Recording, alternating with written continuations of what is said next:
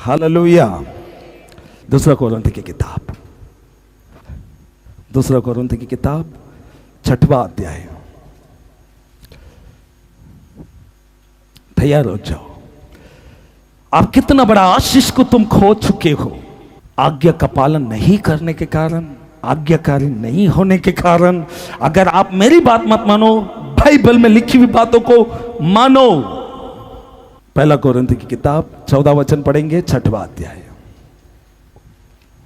अविश्वासियों के साथ असमान जुए में न जुटो। देखो, विश्वासी जो अपने आप को कहलाता है, कब मैं संडे चर्च जाता हूं, वो बेसिस पर ये कहता है कि मैं विश्वासी हूं, और परमेश्वर बोलता है अविश्वासी के साथ असंबंध जुए में ना जुटो। परमेश्वर बोलता ना जुटो, क्योंकि धार्मिकता और क्या लिखता है? क्योंकि धार्मिकता और अधर्म का क्या मेल जोल। क्यों परमेश्वर कहता है धार्मिकता और अधर्मिकता के साथ क्या मेल जोल? क्यों? उसके साथ संबंध मत रखो।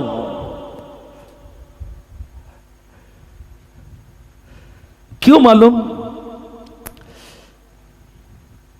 निर्गमन के किताब में भी है और व्यवस्था विवरण भी है। मैं वापस जाऊंगा, मगर यहां पर ये पढ़ेंगे पहला। क्योंकि धार्मिकता और अधर्मिकता के क्या मेल झोल? आगे या ज्योति और अंधकार, ज्योति अंधकार।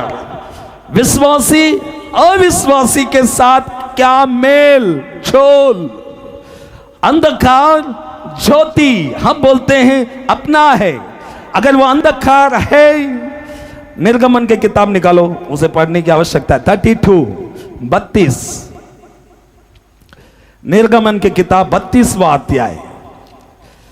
यह उस समय की बात है जब आरोन ने मूर्ति बना करके इजराइलियों को आराधना करने के लिए, और उसका नाम यहोवा बोल करके, और ये बोलने लगा कि इजराइल का परमेश्वर है जो तुम्हें मिस्र से छुड़ाया, ये बोल करके एक बछड़ा बना दिया, और बछड़ा को बना करके आराधना करने लगे।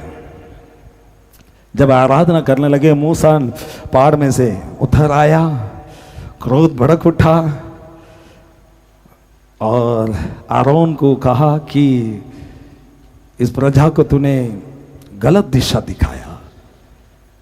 ये लोग आराधना कर रहे थे किसकी? उस बछड़े को, चारों ओर से नाच रहे। भी क्या हुआ मालूम? 25 पढ़ो, 32-25 इधर सुनो। हारून ने उन लोगों को ऐसा निरंकुश कर दिया था कि वे अपने विरोधियों के बीच उपहास के योग्य हो गए। तो उनको निरंकुश देखकर मूसा ने छावनी के निकास पर, सुनो क्या हुआ देखो, मूसा ने छावनी के निकट खड़े होकर कहा जो कोई यहोवा की ओर का है। सुनो ये बात सीरियस लो। जो कोई यहोवा के और का है, यहोवा के ओर का है, वह मेरे पास आए। वो मेरे पास आ। मूसा अभी यहोवा के ओर का है, उस स्थान पर खड़े होकर के वो कहता है अगर कोई भी परमेश्वर के ओर का है, सब लौटाओ। सेपरेट मतलब अलग, इधर आ जाओ, मेरे तरफ आ जाओ। और क्या लिखा है? तब सारे लेवियों उसके पास इकट्ठे हुए। उसने उनसे कहा इजराइल का परमेश्वर यहोवा यो कहता है, परमेश्वर हमेशा यही कहेगा। उधर नया अध्याय में भी यही बोलता है, अलग हो जाओ। अविश्वासी के साथ विश्वासी के क्या संबंध? उधर लिखता है उधर लिखता अविश्वासी के साथ असंबंध जुए में ना जुटो। मूसा बोलता है जो परमेश्वर की तरफ है मेरे पास आ जाए, और सभी लोग मूसा की तरफ आए और लौटाने वाले लेवी गोत्र का था, सब आ गए। और परमेश्वर मैं नहीं, मैं जो पढ़ा रहा हूं सिर्फ अभी आपको मैं बता रहा हूं, जो मैं बता रहा हूं वो परमेश्वर की आवाज है। वो बोलता है अभी इज़राइल का परमेश्वर यह कहता है, क्या कहता है? अपनी अपनी जांघ पर, अपने अपने जांघ पर तलवार लटकाकर, छावनी के एक निकास से दूसरे निकास तक, मतलब यहाँ से लेके वहां तक घूम घूम कर अपने अपने भाइयों, अपने जो अपने सामने शत्रु है, परमेश्वर का विरोध काम करने वाला है, उधर बोलता अपने अपने भाई को, सगियों को और पड़ोसियों को घात करो। जो लोग परमेश्वर की तरफ आना नहीं चाहते हैं, परमेश्वर कहता है जो मेरे तरफ है अब अपने तलवार को ले लो और उस एंड से लेके दूसरे एंड तक जितने भाई बहन जो भी मेरे ऑपोजिशन में है उन्हें घात करो। उधर क्या कर रहा मालूम? परमेश्वर सेपरेशन, अलग करता है। आज परमेश्वर नया नियम में भी वही बोलता है, अविश्वासी के साथ असंबंध जुए में ना जुटो। क्यों कहता है परमेश्वर क्यों बोलता है उनके साथ ना जुड़े? क्यों बोलता है अंधकार ज्योति के साथ क्या संबंध? क्यों? व्यवस्था विवरण पहला वचन से पढ़ो जल्दी, 41 सुनो क्या है, क्यों अलग होने के लिए कहता है, पढ़ो। फिर जब तेरा परमेश्वर यहोवा तुझे उस देश में जो प्रतिज्ञा दी है उस देश में जब वो ले आएगा, जिसके अधिकार होने को तू जाने पर है पहुँचाए, और तेरे सामने से हित्ती, गिरगाइश, एमोरी, कनानी, पिरिज्जी, हिब्बी और युबसी नामक बहुत सी जातियों को, अर्थात तुमसे बड़ी और सामर्थी सातों जातियों को निकाल दे। और तेरा परमेश्वर सुनो अभी, तेरा परमेश्वर यहोवा उन्हें तेरे द्वारा हरा दे। तेरा परमेश्वर उनको हरा देगा और वे लोग हरा हुआ पक्ष में रहेगा। तेरा परमेश्वर, दूसरा वचन बोलता है, वापस पढ़ो दूसरा वचन। तेरा परमेश्वर यहोवा उन्हें तेरे द्वारा हरा दे और तू उन पर जय प्राप्त कर ले, तब उन्हें पूरी रीति से नष्ट करना। उसके बाद क्या करना है? वो तो क्या लिखा है? उनसे न वाचा बांधना, ना तो कोई रिश्ता बांधना, और न उन पर दया करना। दया करना है, सच बता करके उनको बचाओ। मूसा जिधर खड़ा था उधर खड़े होकर के बोलता है कौन अगर परमेश्वर के पक्ष में है वो इस साइड आ जाए। बचने के लिए परमेश्वर ने आवाज दी, मगर उन्होंने उस आवाज को महत्व नहीं दिया। तब जाकर के परमेश्वर बोलता है तलवार निकालो, उस पार से लेकर इस पार तक जितने ऑपोजिशन में खड़ा है उन्हें घात करो, चाहे वो भाई हो, बहन हो, बच्चे हो। अरे ये मेरा मत सुनो, ये जिसने बनाया ना उसकी आवाज है। भी वो सेपरेट करने के लिए, मतलब वो अलग होने के लिए क्यों कहता है? क्यों कहता है? क्योंकि उस पर दया मत करो। क्यों कहता है उनके साथ नाता ना जोड़ो? क्यों कहता है? क्यों? उतना ही नहीं, उसके आगे भी लिखता है, तीसरा वचन पढ़ो क्या लिखता है? और न उनसे ब्याह शादी करना, उनके साथ ना तो ब्याह करना ना तो शादी करना, न तो अपनी बेटी उनके बेटे को, ना तो बोलते यार बेटी को दे देगा तो ठीक हो जाएगा, कुछ नहीं होगा। आपने उसके पास जो था, गाड़ी था, बंगला था, घर था, खेती था, इसीलिए दिया। बाद में बोलेंगे परमेश्वर, वो इधर आ जाएगा ना, हम लोग प्रार्थना करके ठीक हो जाएगा।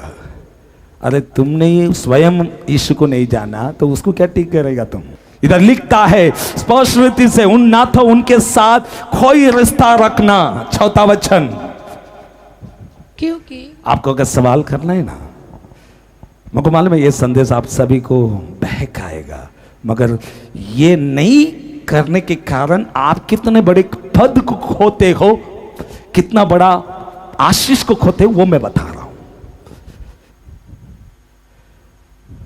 क्यों? तीसरा वचन को फिर एक बार पढ़ो। ना तो उन लोग के साथ ब्याह करना, ना तो शादी में देना, ना तो अपने बेटी को देना, बेटे को देना, ना तो बेटी को लेना, ना तो बेटे को लेना। क्यों नहीं देना है? क्योंकि चौथा वचन बोलता है, चौथा वचन पढ़ो।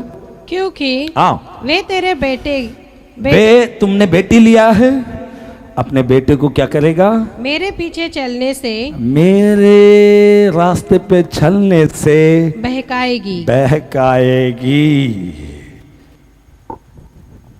क्यों परमेश्वर बोलता है? अगर आप इज़राइल है, अगर आप ख्रिस्ती दावा करते हो, परमेश्वर बोलता है ना तो बेटी देना, ना तो बेटा लेना। क्यों? वो बोलता है तेरे बेटों को क्या कर देगा? बहकाएगी। क्यों? किस बातों से? मेरे रास्तों पर चलने से वो रोकेगी। निर्गमन की किताब निकालो, निर्गमन 23, जल्दी निकालो 23, निर्गमन 23 31 पढ़ो, 31, 32, 33, 31, 32, 33, जल्दी पढ़ो। मैं लाल समुंदर से लेकर फलिस्तियों के समुंदर तक और जंगल से लेकर महानंद तक के देश को तेरे वश में कर दूंगा। आगे, मैं उस देश के निवासियों को तेरे वश में कर दूंगा। कौन सब करेगा? अगर आप आज्ञाकारी रहेगा ना, वो सब कुछ आपके वश में करेगा, वो आपके वश में करेगा। वो करने वाला है।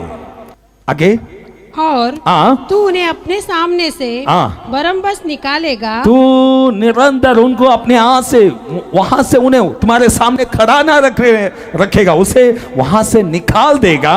तू न तो उनसे वाचा बांधना, उधर लिखता है ना तो तुम उनसे वाचा बांधना, और न उनके। अभी ये पढ़ने वाला लोग बोलेगा अरे ये तो जुनाते है भाई, थोड़ा नया थे हमें बताओ। उधर भी बताएगा, इसलिए तो उधर लिखता है दूसरा कोरिन्थियों की किताब 6वां अध्याय 14 वचन में क्या बोलता है? अविश्वासी के साथ असंबंध जुए में ना जुटो। यहां पर ब्रीफ बताया, यहां पर एक ही लाइन में बता दिया, अविश्वासी के साथ तुम संबंध नहीं रखना चाहिए। क्यों नहीं रखना चाहिए? उन लोग ऐसा बता रहे, क्योंकि 32 पढ़ो, पहले क्या लिखता है? ना तो वो उसका आज्ञा है। क्या आज्ञा है वो? तू ना तो उनसे वाचा बांधना, ना तो उनके साथ कोई वाचा बांधना, अपने बेटी को मत देना, जैसा व्यवस्था विवरण में हमने पढ़ा, ना तो बेटे को देना, ना तो बेटी लेना, मत करना। क्यों? क्योंकि इधर 7वां वचन में बोलता है, चौथा वचन, 7वां अध्याय 4था वचन पढ़ो, क्या लिखता है? क्योंकि उन लोग क्या कर लेगा? वे तेरे बेटे को मेरे पीछे चलने से बहकाएगी, और दूसरे देवताओं की उपासना करे। इसलिए उधर कहता परमेश्वर, वे लोग अन्य, उन लोग क्या करेगा? उधर बताता, आज्ञा देता है, तुम अन्य देवताओं के साथ क्या नहीं करना? उपासना ना करना। क्योंकि 33 में बोलता है, 33 पढ़ो अभी, वे तेरे देश में रहने ना पाए, ऐसा ना हो कि वे तुझसे मेरे विरुद्ध पाप करवाए। वो लोग क्या करेगा मालूम? तुम जो नहीं करने का वो सब आपसे करवाएगा, वो उसके तरफ खींचने में कामयाब हो जाएगा। इसीलिए बोलता परमेश्वर, उनसे अलग हो जाओ, उनसे अलग हो जाओ। वो बहकाएंगे, मेरे विरोध पाप कराएंगे, और दूसरे देवताओं को उपासना करने के लिए क्या करेंगे? उत्साहेंगे। और उसके बाद क्योंकि यदि तू उनके देवताओं की उपासना करे तो वो यह तेरे लिए फंदा बनेगा। आमीन। तेरे लिए क्या बनेगा? फंदा। परमेश्वर इजराइलियों से ऐसा चेतावनी दी, तो ये सब मत करना, ऐसे करने से ऐसा होगा। उसका परिणाम क्या है? 6वां वचन को पढ़ेंगे, 7वां अध्याय 6वां वचन। क्योंकि तू अपने परमेश्वर यहोवा की पवित्र प्रजा है। तू अपना परमेश्वर यहोवा की क्या है? बोलो पवित्र। हम परमेश्वर का पवित्र प्रजा है। पवित्र प्रजा हमेशा पवित्र रहना चाहिए। अगर किसी को लाया जा सकता है वो पवित्रता में, वो लाओ, मगर उसके तरफ जाने का यत्न मत करो। मगर हमारे पास उतनी क्षमता नहीं, हम किसी को जवाब नहीं दे पाएंगे। लाओ लाओ ला, कर कर खेल। इसमें क्या किया? उसमें क्या होता है देखो, उधर लिखता है तुम, 6वां वचन पढ़ो अभी। क्योंकि तू अपने परमेश्वर यहोवा की पवित्र प्रजा है। पवित्र प्रजा है। यहोवा ने पृथ्वी भर के सब देशों के लोगों में से तुझको चुन लिया है। सब देशों में से तुझे चुन लिया है कि क्या? तू उसकी प्रजा, तू उसकी प्रजा और नीच धन ठहरे। हम विशेष है। इज़राइल दावा करने वाला, ख्रिस्ती दावा करने वाला, जिन बातों से जब तुम परमेश्वर की कही हुई बातों के अनुसार जब तुम अलग होते हो, आप और हम, परमेश्वर 2 कोरिन्थी की किताब 6वां अध्याय 14 वचन के आगे लिखता है, वो आशीष को तुम और हम खोते हैं। जैसे कि यहां पर 7वां वचन में भी लिखता है। 7वां वचन भी पढ़ो। यहोवा ने जो तुमसे स्नेह करके तुमको चुन लिया, इसका कारण यह नहीं था, इसका कारण, तुमको चुनने का कारण यह नहीं था कि तुम गिनती में और सब देशों के लोगों से अधिक थे, इसीलिए नहीं चुना, वरन किंतु तुम तो सब देशों के लोगों से गिनती में थोड़े थे। तुम ज्यादा तो इसलिए मैं नहीं चुना, तुम थोड़े थे। 8वां वचन। यहोवा ने जो तुमको बलवंत हाथ के द्वारा दास्तों के घर में से गुलामी से और मिस्र के राजा फिरौन के हाथ से छुड़ाकर निकाल लिया। इसका यही कारण है कि वह तुमसे प्रेम रखता है। आमीन। वो आपको और हमको इतने करोड़ों के बीच में से अगर आपको और हमको अलग किया है अपनी प्रजा ठहराते हुए, प्रतिदिन हम उसकी कही हुई बातों के अनुसार जब हम चलते हैं, जिन बातों से वो अलग होने के लिए कहते हैं, जब हम अलग होते हैं, तो 2 कोरिन्थी की किताब में लिखता है, 2 कोरिन्थी की किताब निकालो, 6वां अध्याय, वो कहता है 17 वचन को पढ़ो। इसीलिए प्रभु कहता है उनके बीच में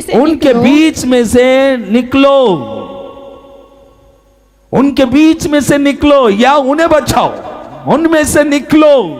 अंधकार ज्योति के साथ क्या संबंध? उसके आगे लिखता है और अलग रहो और अशुद्ध वस्तुओं को मत छुओ तो मैं तुझे ग्रहण करूंगा। क्योंकि उसका वचन यहां पर लिखता है, 16 वचन पढ़ो, क्या लिखता है? और मूर्तियों के साथ परमेश्वर के मंदिर का क्या संबंध? क्योंकि हम तो जीवित परमेश्वर का मंदिर है। जैसा परमेश्वर ने कहा है मैं उनमें बसूंगा,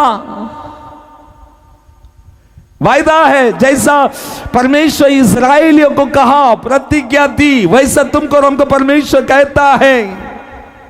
क्योंकि हम तो जीवित परमेश्वर का मंदिर है, विश्वास करो, मंदिर है। जैसा परमेश्वर ने कहा है मैं उनमें बसूंगा, और उनमें चला फिरा करूंगा, मैं उनमें बसूंगा, मैं उनमें चला फिरा करूंगा और मैं उनका परमेश्वर होऊंगा और वे मेरी लोग होंगे। तुम अलग किए गए प्रजा के समान। परमेश्वर बोलता है वे तुम्हें खींच लेंगे, उसके तरफ खींच लेगा।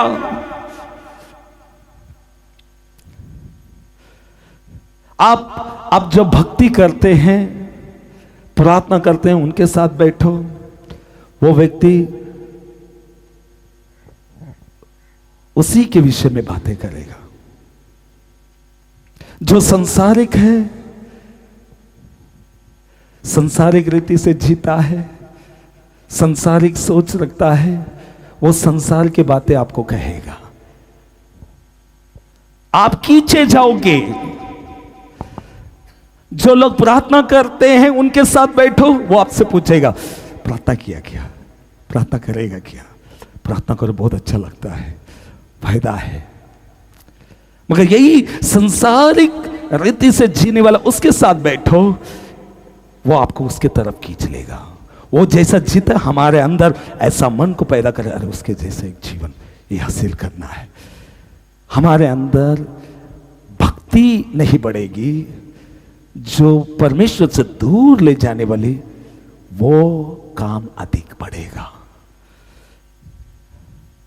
इसीलिए परमेश्वर बोलता है तुम अलग किए हुए प्रजा के समान जियो।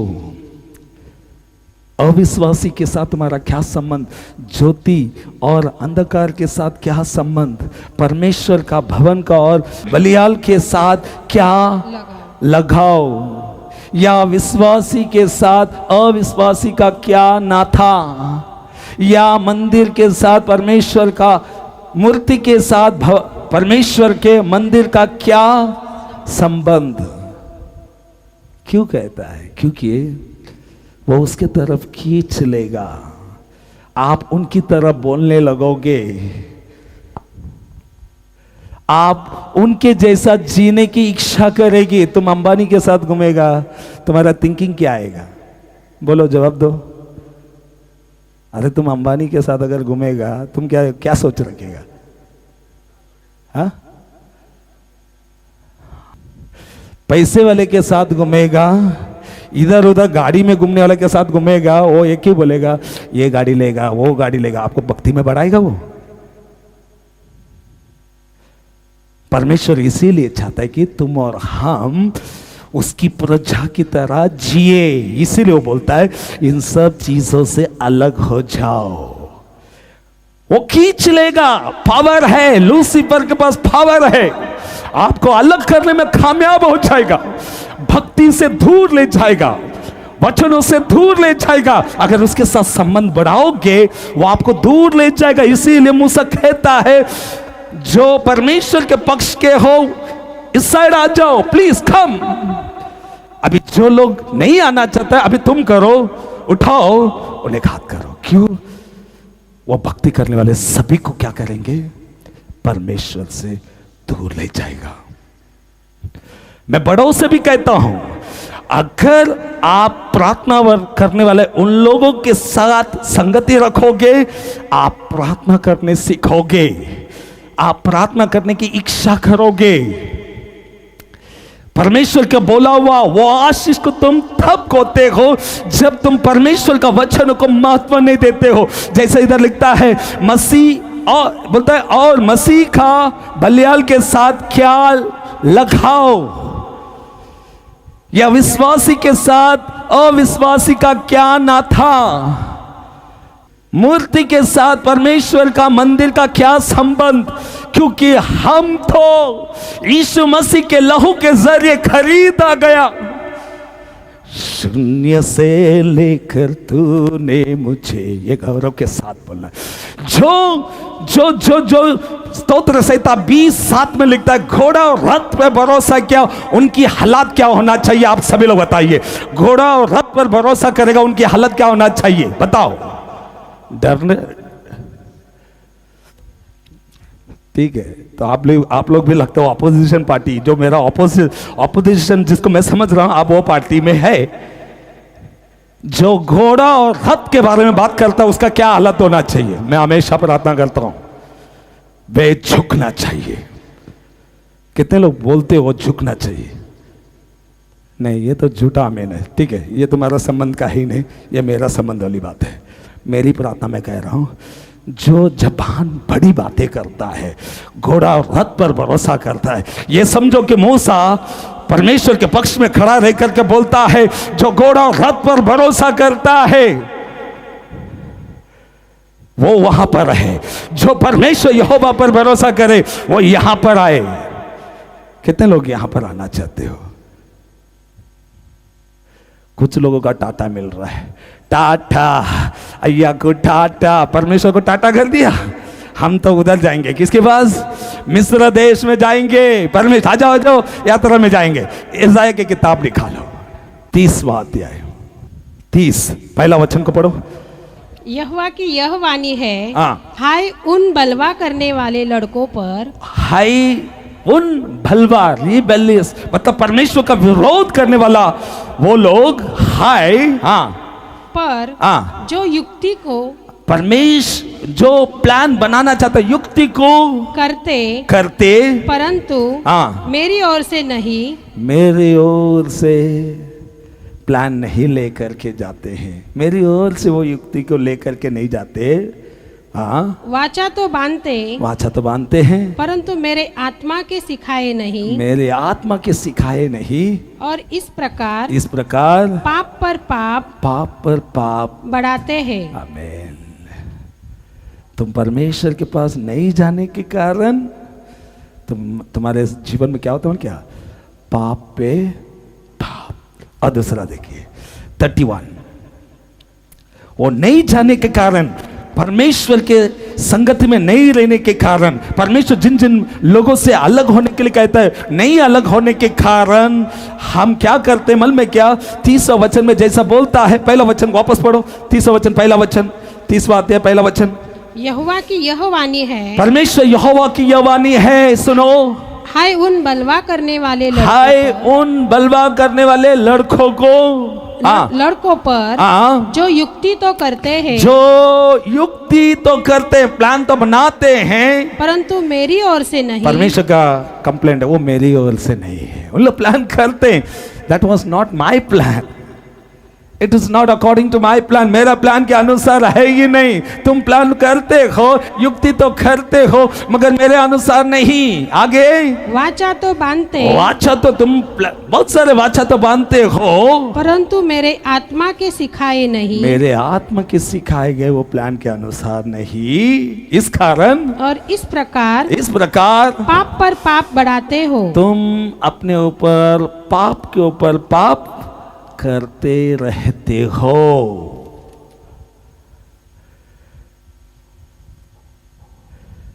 इसलिए परमेश्वर बोलता है, अविश्वासी के साथ असमान जुए में ना जुटो, क्योंकि तुम ऐसे लोगों के संगति में रहेगा, वो आपको कुछ बोलेगा नहीं, मगर हम उसकी तरह करने लगेगा। 31 आएंगे, 31। और जो लोग परमेश्वर के संगति में नहीं है वे लोग क्या करते? देखो, उन लोग ताकत को ढूंढ करके वो किधर आते हैं? परमेश्वर के पास नहीं आते। उन लोग किधर जाते हैं? 31 में पहला वचन, हाय उन पर जो सहायता पाने के लिए, हाय उन पर मैं ही नहीं बोलता हूं, उनकी हार होना चाहिए, झुकना चाहिए, मैं नहीं बोलता हूं। जो घोड़ा रथ पर भरोसा करता है, मैं नहीं बोलता हूं झुक जाना चाहिए, वे झुक जाएंगे। इधर लिखता है, परमेश्वर बोलता है हाय उन पर। विक्ट्री किसका होना चाहिए? सिस्टर आप बोलो, विक्ट्री किसका होना, जीत किसका होना चाहिए? आप मानते हो ये बात?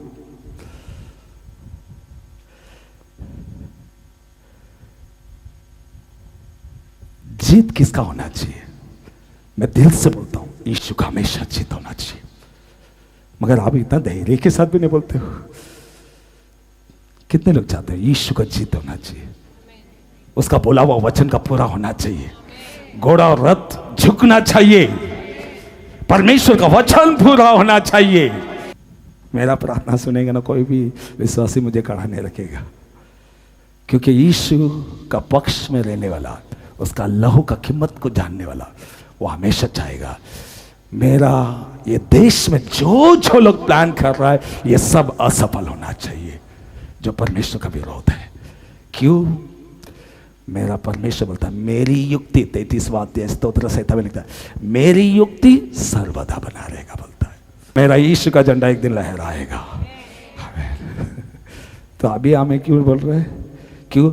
जोश जैसा बत्ती लगाएगा तो ही जोश आएगा, पड़ेगा तो जोश आएगा। ये रखता हूं, कभी कभी मैं भागता हूं, परमेश्वर ये होना चाहिए, होगा।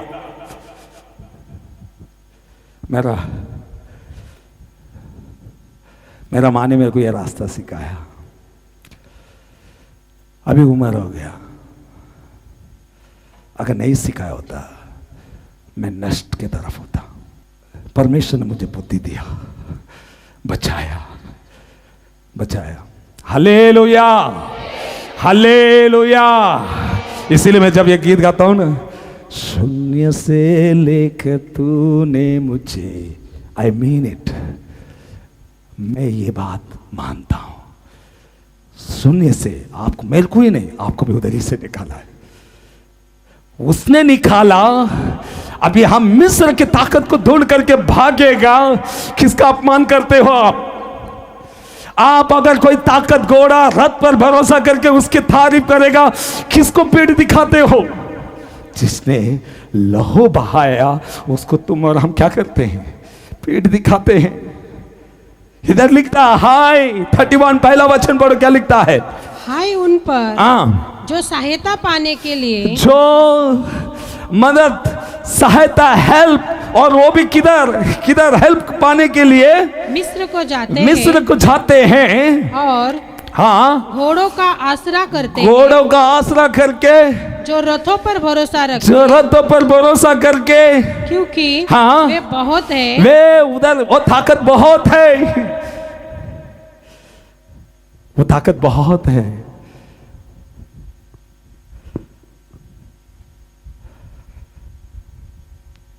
और वही ताकत के लिए तो हम मेहनत भी करते हैं। मतलब मिस्र में जाना मतलब तुम ये मत समझो कि अब मिस्र में गया, वो नहीं। तुम परमेश्वर के शब्दों को छोड़ करके और कोई चीज से आपको ताकत लगती है। ताकत मालूम है, हम परिश्रम करते हैं पैसा कमाने के लिए। अभी हम भाई के साथ गाड़ी में आया था, भाई बोल रहा था एक के घर पे 9 लाख रुपए आता है, मगर वो व्यक्ति ये नहीं पूछा आप कौन सा चर्च जाता है। 9 लाख बुला दिया परमेश्वर को। घोड़ा और रथ का क्या होना चाहिए? क्या होना चाहिए? हमेशा उसका जगह किधर है? झुका हुआ होना चाहिए। उसका जगह किधर है? झुका हुआ होना चाहिए। आप और हम को भी वही तलवार लेके चलना है। जैसा बोला ना, मूसा बोलता जाओ घात करो, जो अपोजिशन है घात करो, जो घोड़ा रथ पर भरोसा करते, जो अंधकार पर भरोसा करते हैं घात करो। जो परमेश्वर के साइड में है वो सर्वदा, परमेश्वर बोलता है, वो टाट हमेशा खड़ा रहेगा, क्योंकि उसकी सहायता परमेश्वर की ओर से होता है। उसका मदद, ताकत उसके परमेश्वर। ये वो लोग हैं जो मिस्र को ढूंढ करके जाते हैं और बोलते हैं वो लोग बहुत हैं, उनके घोड़े हैं, रथ है, मगर परमेश्वर बोलता है हाय तुम पर, हाय तुम पर, जो घोड़ा और रथ पर भरोसा करते हैं। हाय, उधर लिखता है क्योंकि वे लोग ज्यादा है, इसीलिए। उसके बाद पर इज़राइल के पवित्र की और दृष्टि नहीं करते। इज़राइल का परमेश्वर पर दृष्टि नहीं करते हैं। इज़राइल का परमेश्वर कौन है? जिसने तुमको और हमको धर्मी बनाया, इज़राइल बनाया, वो कौन है? यीशु मसीह। उस पर दृष्टि नहीं करते हैं। हम सब जो परमेश्वर, उस पर भरोसा मत करो, वही चीजों को पाने के लिए हम परिश्रम करते हैं। परमेश्वर का वर्ड ऑफ गॉड को छोड़ करके कोई कुछ नहीं कर सकता है। आप वचन को पकड़े रहो। अगर परमेश्वर बोलता उठ चल अलग हो जा, आपको और हमको अलग होना है। अगर अलग होंगे तो दूसरा कोरिन्थ की किताब में बोलते ना, नहीं तो तुम अपने ताकत अपन जैसे समझते उधर ताकत है उधर जाओगे, आप और हम फंस सकते हैं। अभी नहीं मालूम पड़ेगा, अभी नहीं फंसेगा, थोड़े दिन के बाद। उसके पास बॉयफ्रेंड है, इसके पास गर्लफ्रेंड है, गर्लफ्रेंड है, बॉयफ्रेंड है। अगर ये देखते हो आप ऐसे लोगों के साथ रहेगा तो वैसा ही रहेगा। आप प्रार्थना नहीं करने वाले के साथ रहेगा, आपका बुद्धि भी वैसा ही जाएगा। इसलिए परमेश्वर बोलता है अलग हो जाओ, उन सब बातों से अलग हो जाओ, अलग हो जाओ। क्यों?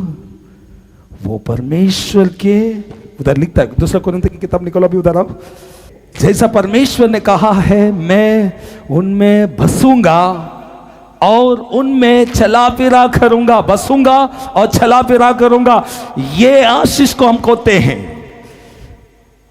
उधर लिखता है मैं परमेश्वर कहता हूं मैं उनके बीच में चला फिरा करूंगा और मैं उनका परमेश्वर होऊंगा और वे मेरी लोग होंगे। इसीलिए परमेश्वर कहता, प्रभु कहता है उनके बीच में से निकलो और अलग। क्यों बोलता है?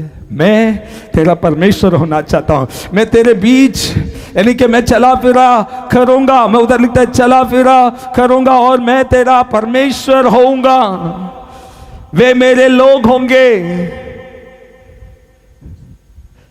मैं तेरे घर बसा रहूंगा, मैं तेरे साथ रहूंगा। ये परमेश्वर कहता है। ये आशीष को जब हम अलग नहीं होते हैं, ये प्रतिज्ञा को तुम और हम खोते हैं।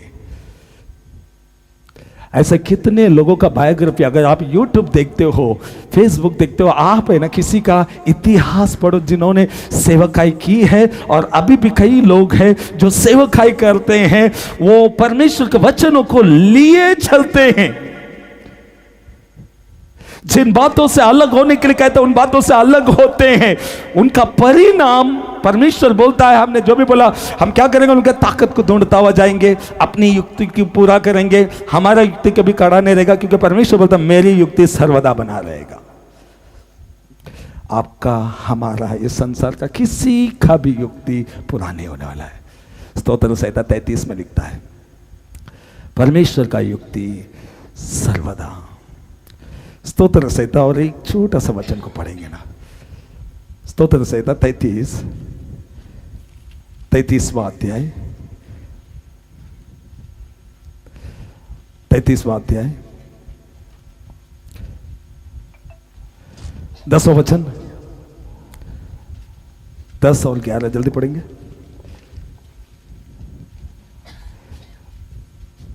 यहोवा जाति जाति की युक्तियों को नष्ट कर देता है, नष्ट कर देता है। जाति जाति की युक्ति को क्या करता है? नष्ट कर देता है। वह देश देश के लोगों की कल्पनाओं को, वो देश देश के लोगों की कल्पनाओं को निष्फल करता है, निष्फल करता है। कौन सा भी प्लान करने निष्फल करता है। किसका प्लान पूरा होगा? आगे लिखता है यहोवा की युक्ति, यहोवा की युक्ति सर्वदा स्थिर रहेगी, सर्वदा स्थिर रहेगी। उनके मन की कल्पनाएं, उनकी मन की कल्पनाएं पीढ़ी से पीढ़ी तक बनी रहेगी। इसीलिए परमेश्वर का वचन कहता है उनके बीच में से निकलो और अलग रहो। और क्या करो? अशुद्ध वस्तुओं को मत छुओ। गंदे काम, नहीं तो वो लोग गंदे काम, हमने जो जो पढ़ा 7वां अध्याय में निर्गम व्यवस्था विवरण में, वो हमसे क्या कराएगा? पाप करवाएगा, और परमेश्वर का प्रकोप हम पर आ जाएगा। इसीलिए बोलता है उनमें से निकलो और अलग रहो और अशुद्ध वस्तुओं को मत छुओ तो मैं तुम्हें ग्रहण करूंगा। परमेश्वर बोलते मैं तुम्हें ग्रहण करूंगा। ऐसा आशीष चाहिए, मैं तुम्हें ग्रहण करूंगा और मैं तुम्हारा पिता। कितना अच्छा सब हमारा अलग होने से परमेश्वर बोलता है मैं तुम्हारा पिता और मैं तुम्हारा पिता होऊंगा और तुम मेरा बेटा और बेटियां होंगे। यह सर्वशक्तिमान परमेश्वर का वचन है। कितने लोग ये आशीष पाना चाहते हो? ये जो लिखा है ना, उनके बीच में से निकलो और अलग रहो। ये करने से वो बोलता है मैं तुम्हारे बीच चला फिरा करूंगा और मैं उनका परमेश्वर होऊंगा और वे मेरे लोग होंगे। ये आशीष इसलिए परमेश्वर कहता है उनके बीच में से निकलो, अलग हो जाओ, अशुद्ध वस्तुओं को मत छुओ तो मैं तुम्हें ग्रहण करूंगा। मैं तुम्हें ग्रहण करूंगा। कितना बड़ा आशीष है। देखो हमारे जीवन में कोई अकाल तकलीफ अकाल रहेगी, चारों बाजू से रहेगा, तलवार रहेगी, मगर वो तलवार आपके ऊपर आएगा नहीं। क्यों? क्योंकि आप अलग रहना चाहा, उनके बीच में से अलग हो गए, अशुद्ध वस्तुओं को छूना ना चाहा और इसीलिए नहीं छूना चाहा कि तुम परमेश्वर तुमको ग्रहण करे, वो तुम्हारा पिता ठहरेगा, तुम उसके बेटा और बेटियां होंगे। यह सर्वशक्तिमान प्रभु का वचन है। उधर स्टॉप नहीं होता है, चैप्टर स्टॉप हो जाता है। 7वां अध्याय पहला वचन को पढ़ेंगे। इसीलिए हमको क्या करना है? अतः हे प्रियो कलीसिया में बैठे हुए सभी परमेश्वर बताए हे प्रियो जबकि यह प्रतिज्ञा हमें मिली है। हमको यह प्रतिज्ञा क्या मिली है? जो उधर लिखता बेटा बेटी, वो मेरा पिता, मैं उनके बीच में चला फिरा करूंगा, मैं उनका परमेश्वर रहूंगा, वे मेरी प्रजा ठहरेंगे, उनके बीच में से अलग हो जाओ तो हमको क्या करना है? परमेश्वर बोलते हे प्रियो जबकि ये प्रतिज्ञा हमें मिली है, ये प्रॉमिस हमें मिली है, ये प्रॉमिस के अंदर तुमको और हमको क्या करना है? प्रवेश करना है। कैसा करना है? इधर लिखता है तो आओ हम अपने आप को शरीर और आत्मा की सब मलिनता से शुद्ध करे और परमेश्वर का भय रखते हुए पवित्रता को सिद्ध करे।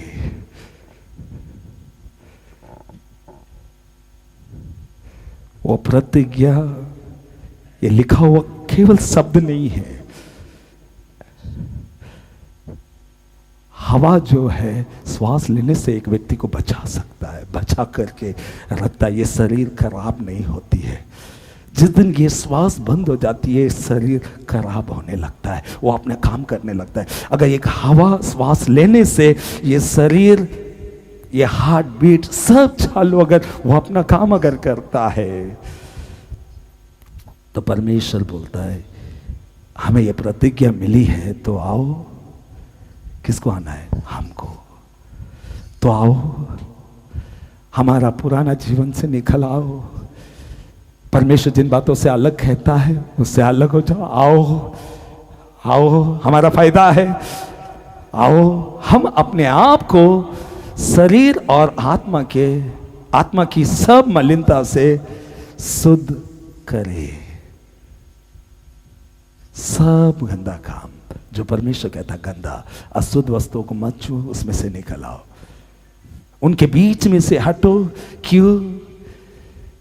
तुम परमेश्वर की प्रजा ठहरना चाहते हो, उनके बीच में से हटो। तुम परमेश्वर के बेटा बेटी होना चाहते हो, उसके बीच में से हटो। तुम परमेश्वर तुम्हारे बीच में चला फिरा करना चाहिए, तुम चाहते हो वो तुम्हारा पिता ठहरना चाहते हो, तुम उसके बेटा बेटी ठहरना चाहते हो, सब प्रकार के मलिनता को क्या करो, शरीर और आत्मा की सब मलिनता से शुद्ध करके और परमेश्वर का भय रखते हुए पवित्रता को सिद्ध करो। डिसीजन हमको लेना है। बिगड़ने वाले उनके साथ मत रहो। आपको बिगड़ने वाला ऐसे लोगों के साथ मत रहो, उनसे अलग हो जाओ, क्योंकि परमेश्वर यही बोलता है, उनके बीच से अगर नहीं हटोगे तुम्हें और हमें क्या बोलता है, पाप करवाएगा, गंदे काम करवाएगा। आप बोलेंगे मैं होश और आवाज में, इसका मतलब हम परमेश्वर से भी बुद्धिमान नहीं हैं। व्यवस्था विवरण 7 में बोलता है उनके बीच में से हटो। अगर नहीं, पहला यूहन्ना की किताब निकालो, खाली पढ़ेंगे, फटाफट फटाफट पढ़ेंगे। पहला यूहन्ना की किताब 3 अध्याय 4 से पढ़ो जल्दी, मैं रिपीट न करूंगा, खाली पढ़ेगा। जो कोई पाप करता है, सुनो, जो कोई परमेश्वर के विरोध काम करता है वो पाप करता है, और जो कोई पाप करता है वो व्यवस्था का विरोध करता है, वो व्यवस्था का उल्लंघन करता है, उसका विरोध करता है। जो कोई पाप करता है, परमेश्वर बोलता अलग हो जाए, तुम पाप करते हो, तुम अलग नहीं होते हो, पाप करते हो, वो पाप करवाता है। वो उसकी प्रजा ठहराना चाहता, मैं उसका परमेश्वर रहना चाहता हूं। तुम वो संगति नहीं तोड़ेगा, तुम उनमें से अलग नहीं होएगा, तुमसे पाप करवाएगा। और जो कोई पाप करता है वो क्या करता है, वो व्यवस्था का विरोध करता है। व्यवस्था का विरोध करने वाला वो पापी है। व्यवस्था का विरोध करने वाला वो पापी है, वो व्यवस्था का विरोध करता है। 5वां वचन, तुम जानते हो कि वो इसीलिए प्रकट हुआ, यीशु मसीह इसीलिए प्रकट हुआ, पापों को हर ले जाए, वो हमारे अंदर से पापों को निकाल दे, और उसके स्वभाव में पाप नहीं, उसके कैरेक्टर में कोई पाप है ही नहीं। जो कोई उसमें बना रहता है, जो कोई उसमें पाप नहीं है, अगर तुम उसके साथ संबंध रहेगा, तुम परमेश्वर के वचनों को मान करके अलग होकर के उसमें बना रहेगा, वह पाप नहीं करता, वो पाप नहीं कर सकता, वो पाप नहीं करेगा। पाप बोलेगा तो व्यभिचार मत समझा, अभी इधर बोला है तुमको व्यभिचार बाद में करवाएगा, पहला अलग करवाएगा। व्यभिचार बाद में करवाएगा, बुद्धि में दूसरा तीसरा वो सब बाद में करवाएगा, अभी नहीं करवाएगा। देखो शैतान, मालूम है जो आदम और हव्वा था, परमेश्वर ने जब उन्होंने पाप किया, नंगा था, परमेश्वर ने उनको पत्ता दे दिया, उन्होंने पत्ता बांधा, मगर परमेश्वर ने क्या किया, परमानेंट कपड़ा दिया, लेदर दे दिया, पूरा तन ढकना चाहिए, मगर आज नंगा कर दिया परमेश्वर जो बोला कपड़ा पहनो, आज क्या कर दिया है शैतान, कपड़ा को शॉर्ट कर दिया है। ये एक ही दिन में किया। अभी का जनरेशन में ना सब नॉर्मल है, पैंट टी शर्ट, पीछे से गोल, इधर से गोल, इधर से गोल, सब कौन करवा रहा है? नहीं, भले मैं बोल रहा हूं, आप पब्लिक में देखो, जो परमेश्वर ने कहा कि सर ढका हुआ होना चाहिए, शैतान उसमें कामयाबी कब हुआ मालूम? 2023 साल हो गया, अभी तो पूरा कामयाब है, पूरा चड्डी इड्डी में ऐसा एकदम बिंदास, बसेस में, ट्रेन में। जो शैतान, अगर हम परमेश्वर की संगति में नहीं रहेगा, शैतान आपको परमेश्वर से अलग करने में कामयाब हो जाएगा। ये बात मान करके चलो, क्योंकि अगर तुम उसमें बना रहेगा, 6वां वचन बोलता है, 6वां वचन पढ़ो, जो कोई उसमें बना रहता है वह पाप नहीं करता, वो पाप नहीं करेगा। परमेश्वर के वचन पे बना रहेगा, वो पाप नहीं करता। जो कोई पाप करता है, जो कोई पाप करता है, उसने न तो उसे देखा है, न तो उसने उसे देखा है, और न उसको जाना है, न तो उसको जाना है। आगे, हे बालकों, हे बालकों, किसी के भरमा में न आना, किसी के भरमाने में ना आना, जो धर्म के काम करता जो है, धार्मिकता का काम प्रैक्टिस करता है, मैं परमेश्वर के मार्गों में चलूंगा, मैं उसके इच्छाओं को मानूंगा, मैं अलग होऊंगा, जो धर्म का काम करता है वही उसमें उसके समान धर्मी है। आमीन। जो उसमें बना रहेगा वही उसके समान बन सकता है, सब लोग नहीं बन सकता है। उसके बाद और 8वां वचन, जो कोई पाप करता जो है, कोई पाप करता है वो शैतान की ओर से है, शैतान की ओर से है, क्योंकि शैतान आरंभ ही से पाप करता आया। परमेश्वर का पुत्र इसीलिए आए कि वो शैतान के कामों को नाश करे। शैतान के कामों को नाश करने वो इसीलिए नहीं आया कि तुमको और हमको यहाँ पर बटोरने के लिए, यहाँ का सपना पूरा करने के लिए, यहाँ की चीजों को देने के लिए नहीं। ये एवरीडे यूज है, एवरीडे हमको चाहिए, सब दिन हमको जो आवश्यकता है वो चीजें हैं।